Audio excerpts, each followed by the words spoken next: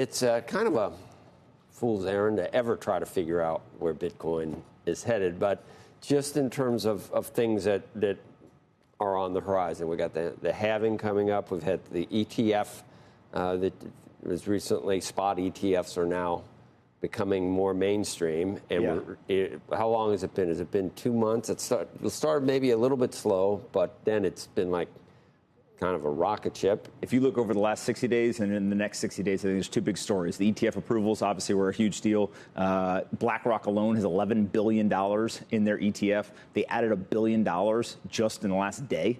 And so these are massive inflows for just one fund. There's 11 of them. And so obviously there's tons of money coming in, about 12 times more demand for Bitcoin than what the network is producing every single day. But also, as we near this record high, if we go back and we look at past record high breaks, or if we eclipse the old all-time high, 3 of the 4 times, Bitcoin doubled in 18 days or less. And so if you think about that for a second, once you break through an all-time high, it's price discovery. What is this thing worth? The world is going to try to figure that out. And 3 of the last 4 times, in 18 days or less, it doubled in price. You add in the fact that we have the halving coming, and we're going to go from 900 Bitcoin a day coming into the supply to 450. And it's very hard to make an argument that Bitcoin is not going much higher and at a faster pace than we all expected. I mean, when you do the math, I feel like I need to say that past results are not indicative necessarily of the future, because it just you sound so, I mean, it just sounds that anyone at home would if they're totally new at this game, they might mortgage their house and put it all in Bitcoin. And there is still risk in the asset, is there not? I definitely don't think that they should do that, right? If you go and you ask most people in the Bitcoin world, they will tell you higher percentages than you would expect in terms of what they've put in.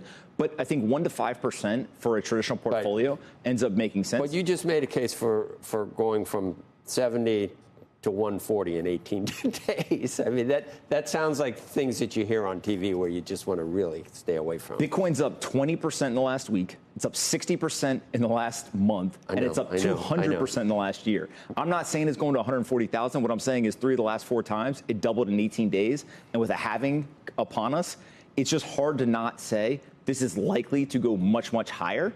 And so what I think also we start to pay attention to here is, look, there's 3 main new buyers that are now going to come into the market. The first is public pension funds, right? We had a fund. It was anchored by 2 public pension funds in Fairfax County. Catherine Molnar and Andy Speller were the CIOs there. And they're up 12x on their exposure to Bitcoin in that fund. And so when you see that, you say to yourself, wait a second, there's only 4 funds last year in all of state public pension funds that were fully funded. If they all went and put 1% in Bitcoin, there's a very strong possibility that a number of those funds would get back to fully funded status over the next 10, 15, 20 years. On top of that, you've got sovereign wealth funds. They've been very quiet right now. There's now ETF opportunities for them. They don't have to go buy Bitcoin and potentially take the risk of the geopolitical backlash. They can simply go get the exposure without actually holding the Bitcoin.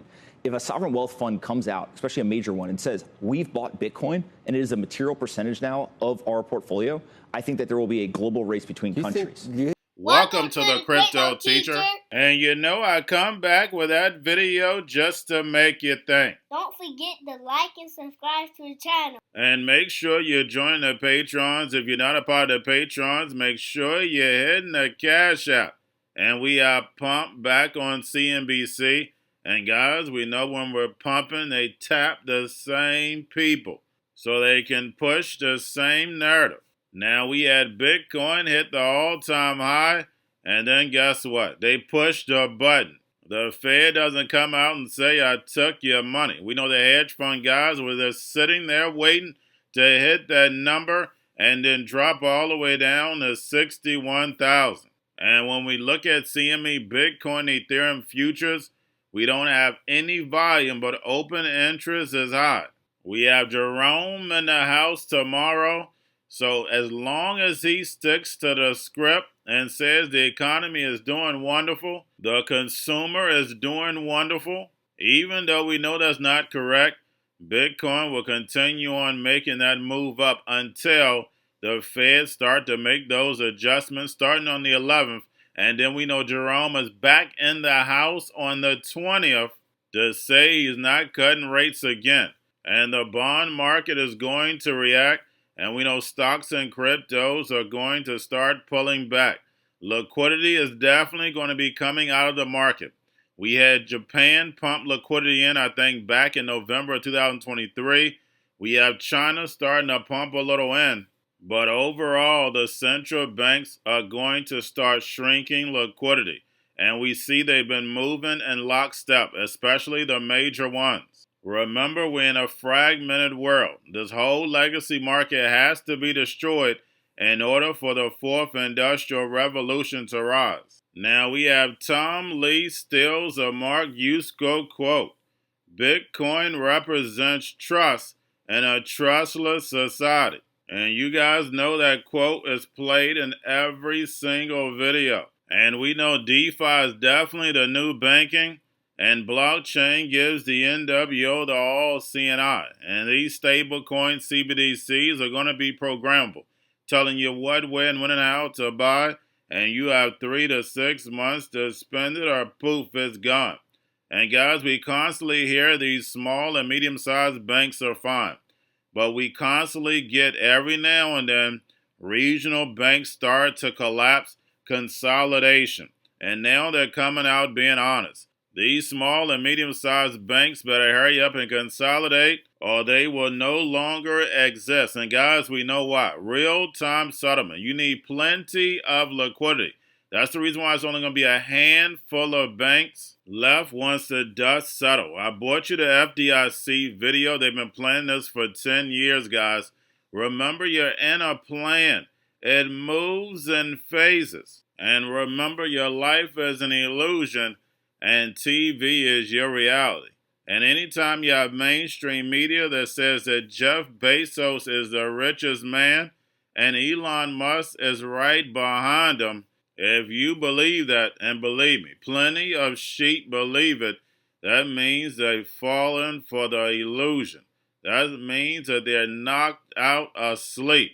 And remember, the Cryptoteacher told you, because he knows when it comes to the NWO, it's all planned out. You have a wonderful day. Inflation is coming down. Is it 34 trillion? Is it the amount of debt and how quickly it's growing that has Bitcoin and gold both strong in recent sessions or in recent months? If you go and you look, one of the critiques of Bitcoin was it was a zero interest rate phenomenon, right? Oh, if rates are down, Bitcoin's up. Yeah. If rates go up, Bitcoin comes down. They haven't come down. Well, rates are up and Bitcoin is back to an all-time high. Stocks are up, etc. So what Bitcoin has become is a index for global liquidity. And although the Fed, the ECB, and Japan are actually contracting their balance sheets, China has been basically giving the middle finger to the rest of the global economy. Okay. And they're saying, hey, we're going to ease here. We're going to go and put liquidity into the market. And so Bitcoin is a big, big winner. If you believe that the dollar is going to continue to be debased over the coming decade, Bitcoin's going to be a winner. And if you think global liquidity is going to go up, Bitcoin's going to be a winner there too. And what's gold's market cap? Is it 10 trillion or so? 10 to 12 trillion. Some people are looking for Bitcoin to be 10%, 50% of the market cap. Do you think it could be a multiple of the market cap of gold? Today, Bitcoin at 1.35 trillion. It's bigger than the U.S. high-yield bond market. It's bigger than the silver market. But it's a tenth of gold. That's and fine. You think it could go to half of gold? That'd be. It used to be 1% of gold. Now it's 10%. Eventually, it's going to be 100%. And eventually, it's going to go past gold. So that'd be over $1 million a coin. Because Bitcoin is a 10x improvement in gold, and if you're a 10x improvement, to be 2 times the market cap would make sense. Okay. So you're bullish. Very bullish. I'm kidding. I know. I'm gathering that.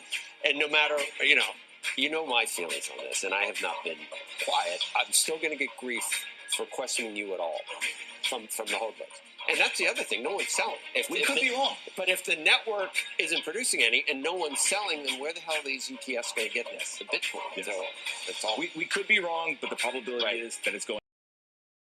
Bitcoin represents trust in a trustless world. And, that's tough for people who are used to dealing with private banks. So you think the regional banks are in that much trouble that this is going to mean the end, essentially, of for large parts of the market, they're going to need to consolidate or find another way to operate unless we get a real aggressive Fed rate cut cycle. To today's Executive Edge and ongoing regional bank worries, some deposits at New York Community Bank Corp may be a flight risk after Moody's downgraded the lender's ratings again. And first time in 3 years, Jeff Bezos is once again the world's richest person. Bezos now has a net worth of $200 billion, just passing Elon Musk's fortune of $198 billion. Going to a different economy, and we're going to be learning more about that as we go. But clearly, we're learning that things can be done from remote locations. We're learning that technology can replace people even more than we thought. We're not going back to the same economy. We're recovering, but to a different economy, and it'll be one that is more leveraged to technology. And I worry that that is going to make it even more difficult than it was for many workers. In Silicon Valley, and my friends who work in technology know that what we did to the manufacturing workers, we are now going to do to the retail workers, the call center workers, the fast food workers, the truck drivers, and then even bookkeepers, accountants, insurance agents, lawyers, and on through the economy. So what happened to the manufacturing workers is a very clear sign. And so we'll import Chinese-based CBDC technology. So it's going to be CBDC in a box provided to you by the People's Bank of China. But every stock, every bond, every currency, every commodity, every piece of art, every private business, every piece of real estate will eventually be a token on a blockchain, an entry on a ledger, permanent and immutable. We will have truth instead of trust, and we will save over $7 trillion a year. 6 to 8% of global GDP is wasted by the friction of the trust industry that's necessary when you have dual entry accounting. With triple entry accounting, which is what a blockchain is, we get rid of all of that friction. It's a beautiful future. Like what you see in China and their social credit scoring systems, right? If we get identity wrong, it could be a tool to enslave humanity. And if we get it right, it could be a tool to liberate humanity. And as an American, I'm obviously rooting for the one that's on the side of freedom. Bitcoin is an international asset. And also, I do believe the role of crypto is, it's digitizing gold. I actually believe this technology is going to be very important. Look at it. We have been part of the huge revolution in investing through ETFs. We believe that ETFs will be changing the whole way we invest. Many people still use it as a means, people are investing it for indexing. No, the majority of people who are putting money in in ETFs are active investors that are buying exposure. The entire bond market is being transformed as we talk right now. I believe the next generation for markets, the next generation for securities will be tokenization of securities. And if we could have that distributed ledger that we know every beneficial owner, every beneficial seller, we all have our code of who's buying, who's selling, instantaneous settlement.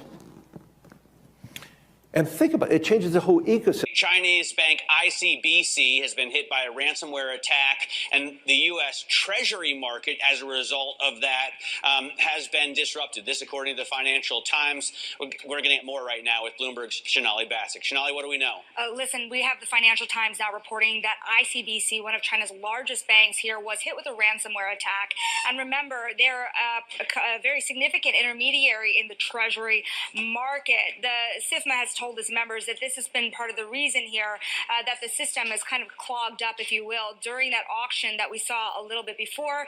The attack had prevented ICBC, according to the Financial Times, from settling Treasury trades on behalf of other market participants. A large executive at a major bank also telling the paper that such a large party on the fixed income clearing corp creates major concerns, potentially impacting the liquidity of Treasury markets. Now, it was not just a poor auction. It was absolutely lousy, and when the dealers have to step in to save a treasury auction, that's a rare occurrence. And Cryptoteacher and the New World Order book, plus the 3 Kids books. It's time to re-educate. Also, new to cryptos, Coinbase, Bitrue, Binance.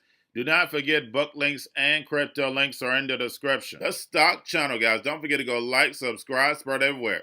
You have your Kobo, your chip stocks, your banking, your gaming. While everybody's sitting at home, get home stocks, the Seaver, the biotech stocks.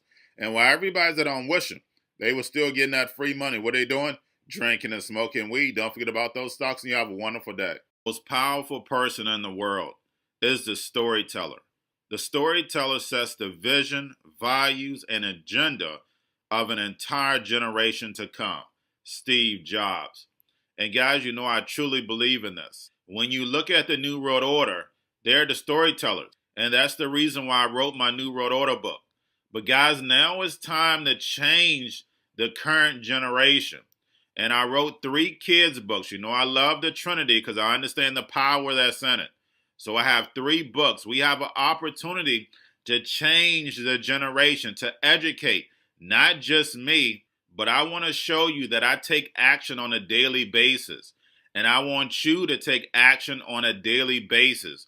Whether it's your job, whether it's in your community, we have an opportunity right now to educate the masses. I posted this on my Twitter account. Please share, but this is a short clip of the 3 books. There's going to be a clothing line and action figures. Please get these books for your kids, nephews, cousins, friends, so therefore we can start the re-education now.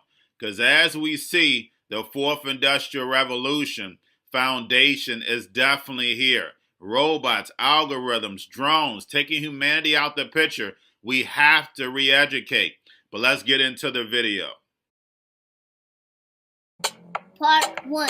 King Joshua and Grandma Tam save the village. Part 2. King Joshua and Grandma Tam save New York from COVID-33. Part 3. King Joshua and Grandma Tam goes to China. It's mandatory to get part 1, part 2, and part 3 of this series. It's time to re-educate Generation Z.